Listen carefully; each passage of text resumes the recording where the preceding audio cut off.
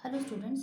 Last class में हम लोग रैंक कैसे निकालते वो देखे थे। तो आज हम लोग एक और क्वेश्चन करते हैं जिसमें हमें रैंक निकालना है।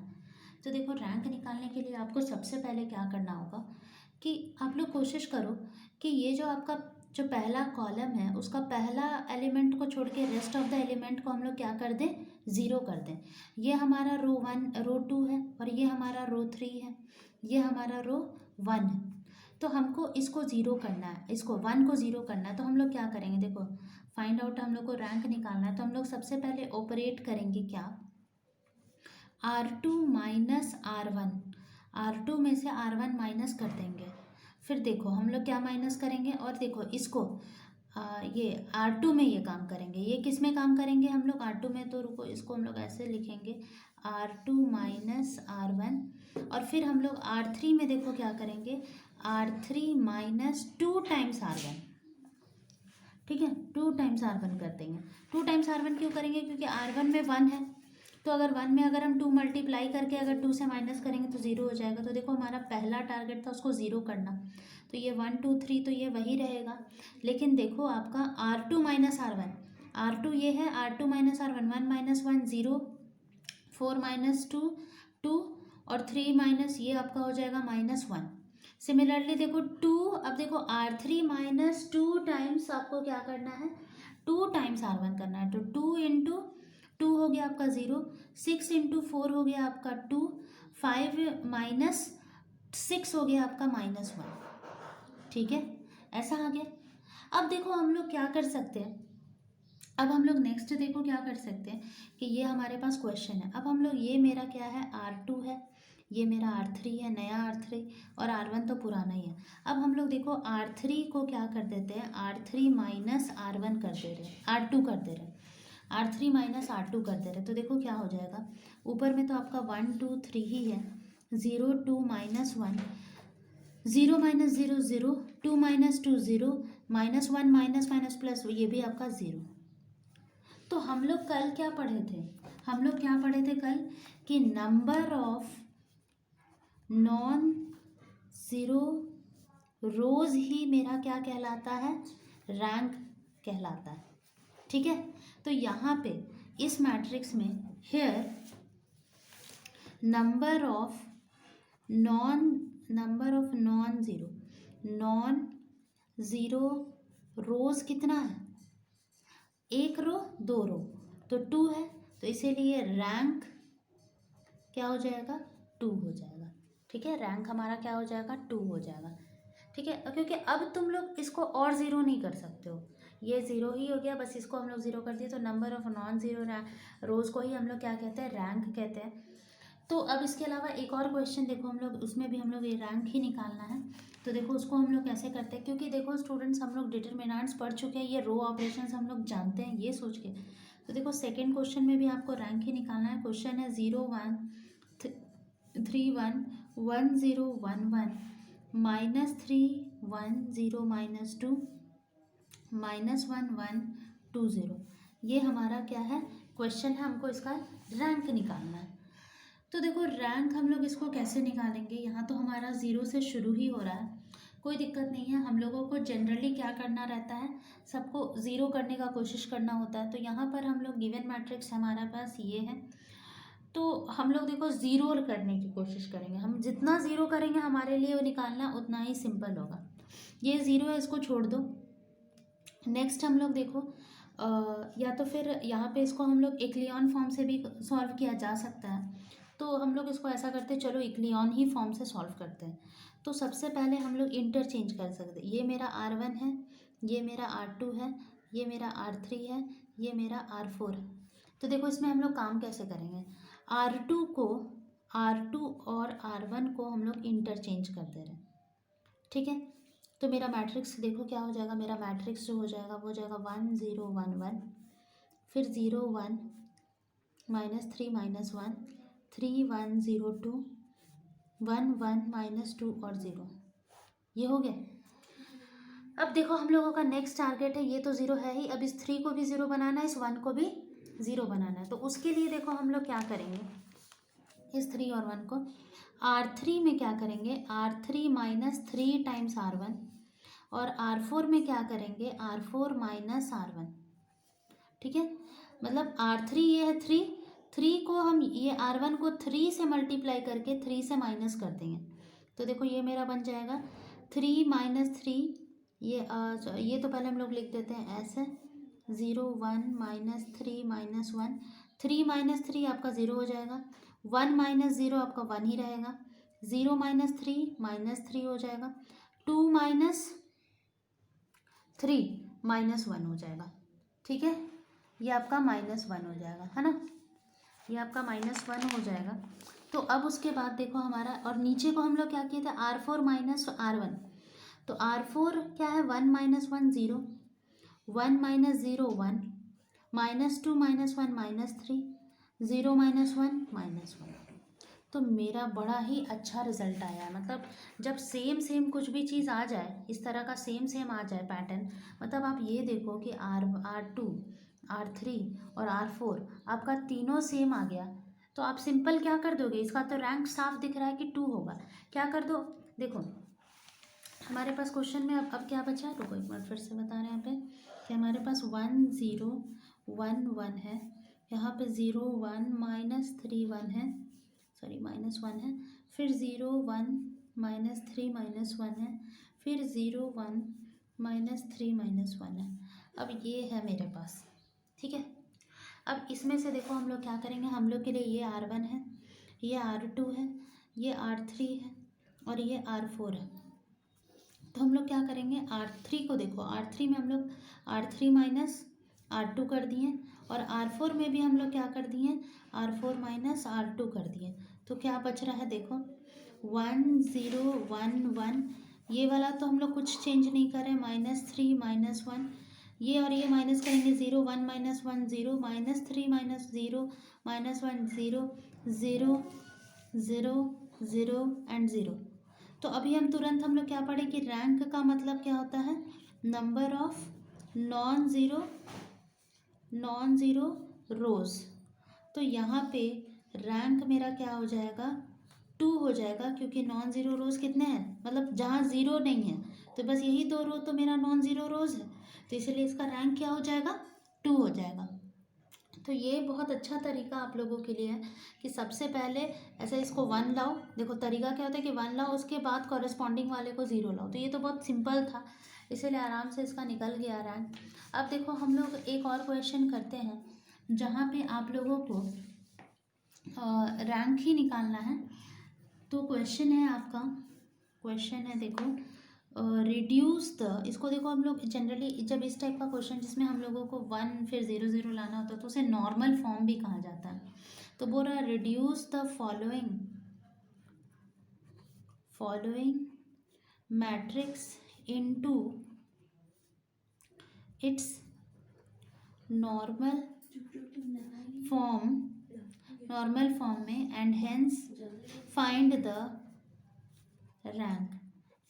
Find its rank. और उसके बाद हम लोगों को इसका क्या फाइंड करना है, रैंक फाइंड करना है। तो नॉर्मल फॉर्म में बदलने का मतलब ही होता है कि हम लोग वही वाला पैटर्न फॉलो करेंगे, 1 वाला। देखो तो क्वेश्चन है हमारा 2 1 3 6, 3 -1 1 3, फिर है -1 -2 3 0, फिर है -1 -4 -2 और 7 -7। तो हम लोगों को सबसे पहले क्या करना है, ऊपर 1 होना चाहिए, देखो सबसे पहले ऊपर में 1 होना चाहिए, फिर आपका 0 0 0 होना चाहिए। तो हम लोग, ये हमारा रो 1 है, ये आपका रो 2 है, ये आपका रो 3 है और ये आपका रो 4 है। तो हम लोग ऐसा करते फिर से R1 और R2 को इंटरचेंज करते रहे, तो ऊपर ऑटोमेटिकली 1 हो जाएगा, ठीक है। जैसे ही हम लोग उसको इंटरचेंज करेंगे तो ऊपर मेरा ऑटोमेटिकली 1 -1 -2 -4 हो जाएगा, 2 3 -1 -1 हो जाएगा, 3 1 3 -2 हो जाएगा, 6 3 0 7 हो जाएगा, चेंज हो गया। अब हमारा क्या होता है, नेक्स्ट हम लोगों को क्या करना है कि 1 के नीचे के सारे नंबर्स को 0 करना है। तो देखो हम लोग क्या करेंगे, R2 को R2 -2 टाइम्स R1 कर दे रहे। देखो हमको इधर से मतलब नहीं है, बस हमको इससे मतलब है, ये कि इसको हमको ज़ीरो करना है, तो R2 माइनस 2 टाइम्स R1 मतलब R1 में 2 मल्टीप्लाई करके माइनस कर देते हैं। उसी तरह से R3 के लिए क्या करेंगे, R3 minus 3 times R1। R4 के लिए क्या करेंगे, R4 माइनस 6 टाइम्स R1। ठीक है, तो देखो ये मेरा क्या हो जाएगा, तब इस तरह से अगर हम लोग कैलकुलेशन करेंगे तो हमारा वैल्यूज़ क्या आएगा, देखो ऊपर वाला तो चेंज नहीं होगा, वो तो मेरा जो था वही रहेगा। तो देखो जो चेंज होगा उसी को हम लोग काम कर रहे हैं, उसी पे काम करें। ये 1 हो जाएगा, ये 1 माइनस 1 माइनस 2 माइनस 4 ही रहेगा। देखो 2 माइनस 2 0, 3 माइनस माइनस प्लस हो जाएगा, 3 प्लस 2, 3 प्लस 2 होगा ना, 3 प्लस 2 आपका 5 हो जाएगा। ठीक है, 3 नहीं माइनस 1 प्लस 4, माइनस 1 प्लस 4 आपका 3 हो जाएगा। माइनस 1 यहाँ पे 2 से मल्टीप्लाई भी कर रहे हैं तो माइनस 8 हो जाएगा ना, माइनस 1 प्लस 8 क्या हो जाएगा 7, माइनस 1 प्लस 8 आपका 7 हो जाएगा। चलो ये हो गया कैलकुलेशन। अब हम लोग ये तो ज़ीरो आ गया, अब देखो ये तो आँख बंद करके ज़ीरो ज़ीरो, क्योंकि ये हम लोग ज़ीरो उसी पैटर्न पे लाएं। अब देखो 1 प्लस 3, 1 प्लस 3 आपका क्या हो जाएगा 4 हो जाएगा। 3 प्लस 6 9 हो जाएगा।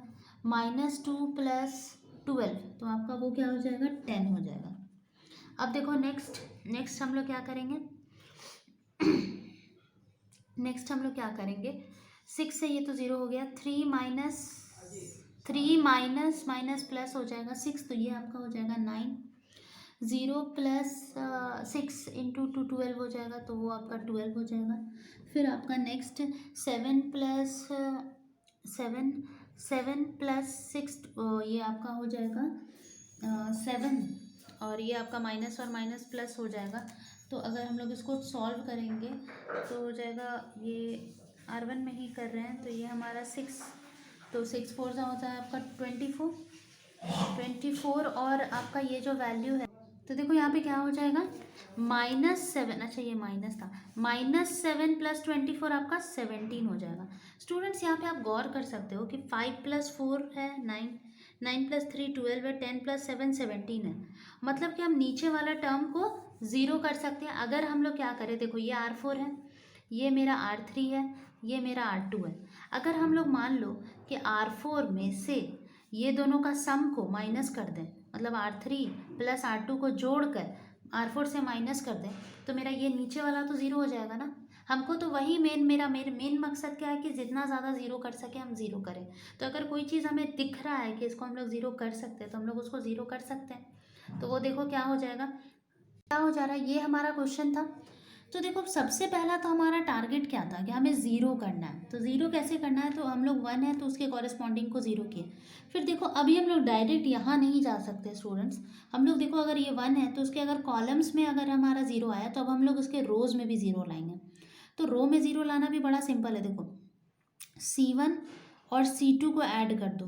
देखो यहाँ पे हम लोग क्या करेंगे, C1 प्लस C2 कर दिए, ठीक है, ये दोनों को ऐड कर दिए।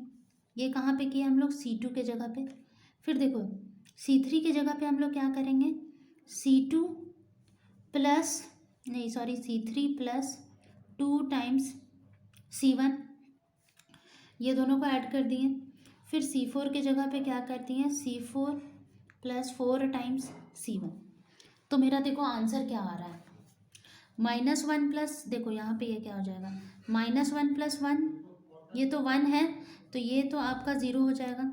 -2 प्लस 2 ज़ीरो, -4 प्लस 4 ज़ीरो, ये तो आपका कभी कोई चेंज ही नहीं आएगा। क्यों नहीं आएगा चेंज, क्योंकि ये ज़ीरो में अगर आप कुछ भी मल्टीप्लाई करके जोड़ोगे तो वही चीज़ आएगा, 9 12 और 17।